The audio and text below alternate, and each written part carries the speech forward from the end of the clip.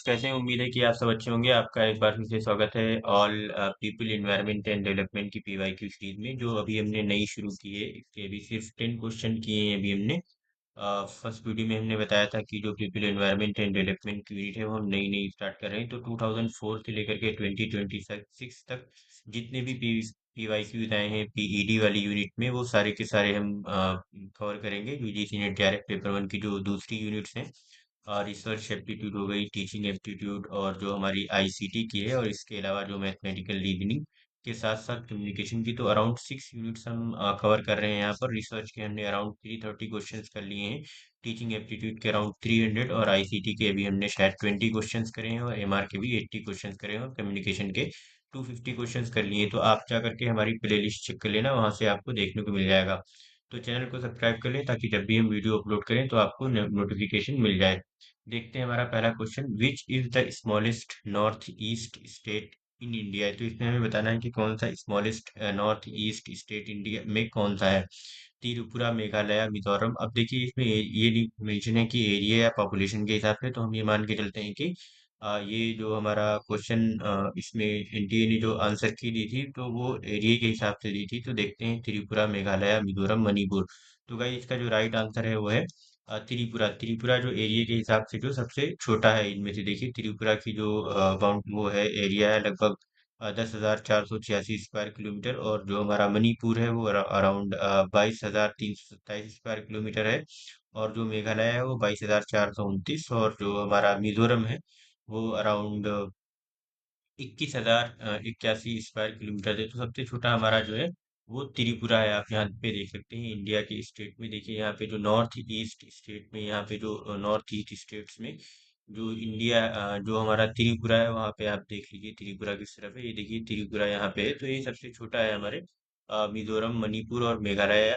मेघालय में के मुकाबले में मणिपुर ये रहा, और ये हमारा मेघालय, और ये मणिपुर इस तरफ देख ली। चलिए, नेक्स्ट है, water is always involved with landslides. This is because it reduces the shear strength of rocks, increases the weight of the overburden, enhances chemical weathering, is a universal solvent. तो गाइस इसका जो हमारा देख लेते हैं right answer क्या होगा। कि जो वाटर है वो हमेशा जो है इन्वॉल्व होता है लैंड स्लाइड्स के साथ। तो इसका देखिए, because it reduces the shear strength of rock, जो रॉक्स की शेयर स्ट्रेंथ होती है उसको रिड्यूस कर देता है। वाटर जो है प्ले करता है बहुत ही crucial role in triggering landslides mainly. क्योंकि जो है होता क्या है कि जो इसकी इसकी वजह से जो शेयर स्ट्रेंथ होती है रॉक्स की या सॉइल की, वो जो है कम हो जाती है। बिकॉज जो वाटर होता है it increases pressure which lowers friction between particles, और जब जैसे ही फ्रिक्शन कम हो जाता है तो जो स्लो फेलियर होता है वो काफी आसान हो जाता है। तो इस वजह से इसका राइट आंसर ऑप्शन ए होगा। बाकी जो इंक्रीजेज वेट ऑफ ओवरबर्डन है, ये जो है वो हो सकता है, लेकिन जो है जरूरी या प्राइमरी रीजन नहीं है कह लीजिए। और एनहेंसेस केमिकल वेदरिंग, ये लॉन्ग टर्म इफेक्ट होता है। केमिकल वेदरिंग फॉरेनली से नहीं हो जाता है, तो ये भी इमीडिएट ट्रिगर पॉइंट नहीं होगा। और जो यूनिवर्सल सॉल्वेंट है तो जनरल प्रॉपर्टी है वाटर की, लेकिन ये डायरेक्टली रिलेटेड नहीं है लैंडस्लाइड से।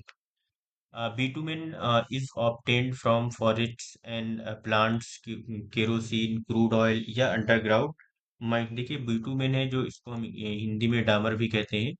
तो ये जो अलकतरा भी कहा जाता है इसको, लेकिन डामर ज्यादा समझ लीजिए। तो बिटुमेन है वो कहाँ से पाया जाता है, तो जो बिटुमेन है गाइस वो हमारा क्रूड ऑयल से निकलता है। तो इसका right option answer option C हो जाएगा। नेक्स्ट है, the cloudy nights are warmer compare to clear night without clouds. ठीक है, जो क्लाउडी नाइट्स हैं वो ज्यादा वार्मर है as compare to clear night जिसमें जो है क्लाउड्स नहीं होते हैं during winter days. This is because, तो क्या रीजन है इसका, clouds radiate heat toward the earth, clouds prevent cold waves from the sky descend on earth, clouds prevent escaping of heat radiation from the earth, clouds being at great heights from earth absorb heat from the sun and send toward the earth।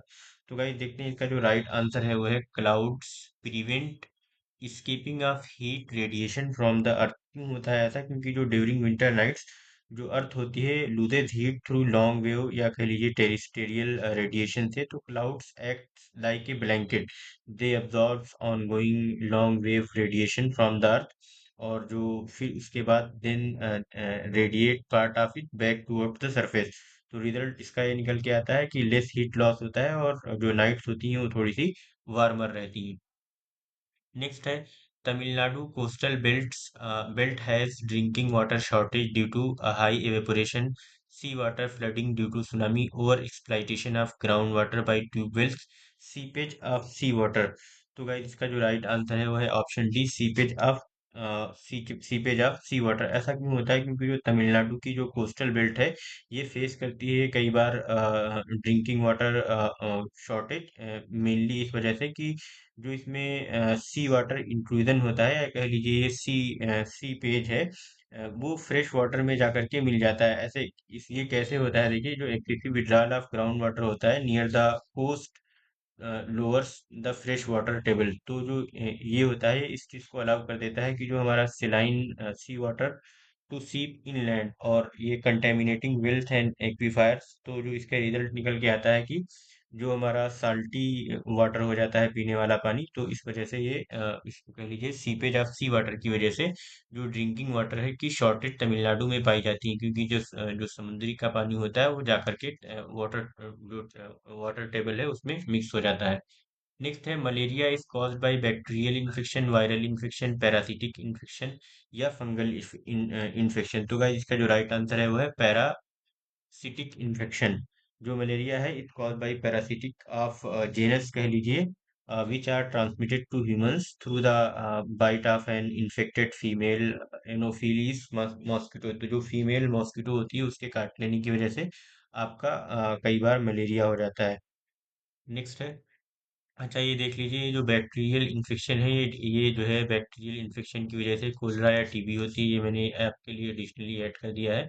और जो हमारी जो viral infection हो जाता है वो ज़्यादातर dengue viral infection से हमें डेंगू या इन्फ्लुएंजा की बीमारी देखने के लिए मिलती है, और फंगल इन्फेक्शन से रिंग वॉर्म या कैंडिडियासिस देखने को मिलता है। नेक्स्ट और नेक्स्ट क्वेश्चन देखते हैं। While all rivers of peninsular India flow into the Bay of Bengal, Narmada and Tapti flow into the Arabian Sea because these two rivers follow the slope of these rift valleys. The general slope of Indian peninsula is from east to west. The Indian peninsula north of the Satpura ranges is titled toward the west. The Indian peninsula south of the Satpura ranges is titled towards east. तो जो हमारा question 17 है guys, तो इसका जो है कि जो आंसर है राइट आंसर वो है option A, because it follows the slope of these rift valleys. तो ये देखिए जो हमारी जो दो नदियां हैं नर्मदा और ताप्ती, ये जो है अरेबियन सी वाटर में जो इस तरफ है यहाँ पे आके गिरती हैं, और बाकी जो ऑलमोस्ट सारी नदियां हैं वो आप बे ऑफ बंगाल में आकर के गिरती हैं, बिकॉज जो रिवर्स होती है वो flow through geological thrusts land between parallel fault slopes west. Next है aerosols have potential for modifying climate. Aerosols have potential for modifying climate. Aerosols interact with both short waves and radiation. तो देखिए जो हमारी जो भाई ये वाला question है एरोसोल्स, तो जो एरोसोल्स होते हैं ये तो सही है कि it can modify the climate. कैसे कि कूल भी कर सकते हैं, वार्म भी कर सकते हैं एटमॉस्फेयर के थ्रू। और ये आल्सो ट्रू है कि aerosols interact with incoming short waves या कह लीजिए solar radiation and outgoing long waves terrestrial radiation की वजह से होता है। तो ये दोनों राइट है और एक्सप्लेन भी कर रहे हैं ट्रूली। नेक्स्ट क्वेश्चन है the urbanization process accounts for the wind in the urban centres during night to remain faster than that in rural areas, slower that in rural areas, the same that in rural areas, cooler than that in rural areas। तो guys इसका जो right answer है वो देख लीजिए, right वो है option B, slower than that in rural areas. ऐसा क्यों होता है? क्योंकि आपने कई बार देखा होगा कि जो हमारी जो अर्बन एरियाज में क्या होता है कि हाई सरफेस रफनेस होती है, क्योंकि उसमें बिल्डिंग्स होती हैं, रोड्स होते हैं, ट्रीज, तो इट विच इंक्रीजेस फ्रिक्शन। तो जो फ्रिक्शन है वो बढ़ जाता है, और जो अर्बन हीट आइसलैंड इफेक्ट भी काम करता है, जो रिड्यूस करता है टेम्परेचर को या gradient near the surface at night. Stable atmospheric conditions होती हैं during night that suppress wind movement. Next है soil in Mahanadi delta are less fertile than those in Godavari delta की जो हमारी महानदी डेल्टा है, उसकी सॉइल जो है लेस फर्टाइल है than those in Godavari delta because of erosion of top soil by annual floods, inundation of land by the seawater, traditional agricultural practices, the derivation of alluvial soil from red soil hinterland। तो guys इसका जो right answer है वो है the derivation of alluvial soil from red soil from red soil hinterland. तो जो Mahanadi delta soils हैं are relatively less fertile than those of Godavari delta, mainly because जैसे हमने बताया the Mahanadi carries sediments derived largely from red soil regions which are poor in nutrient like nitrogen है, phosphorus है and humus है। तो in contrast जो Godavari drains है जिसको कह लीजिए basaltic black soil region of Deccan, bringing rich and more fertile alluvium to delta. बाकी जो एरोजन ऑफ बाई फ्लड्स वाला है ये ऑप्शन, ये इसमें देखिए फ्लड जो होते हैं यूजुअली ऐड करते हैं फ्रेश एलुवियम को, और जो सी वाटर इनंडेशन है वो लोकलाइज्ड इशू है ना कि मेन रीजन है, और जो ट्रेडिशनल एग्रीकल्चरल प्रैक्टिसेस है ह्यूमन फैक्टर है, ये सॉइल से रिलेटेड नहीं है। तो गाइस ये हमारे 10 क्वेश्चंस और थे, तो लाइक करें, शेयर करें, सब्सक्राइब करें। तो अभी पीपल एनवायरनमेंट एंड डेवलपमेंट की यूनिट में बहुत सारे इंटरेस्टिंग क्वेश्चंस आने वाले हैं, तो आप हमारे साथ बने रहें। जैसे जैसे हम आगे बढ़ते जाएंगे तो आपके साथ नए क्वेश्चंस डिस्कस करेंगे। थैंक यू सो मच, मिलते हैं नेक्स्ट वीडियो।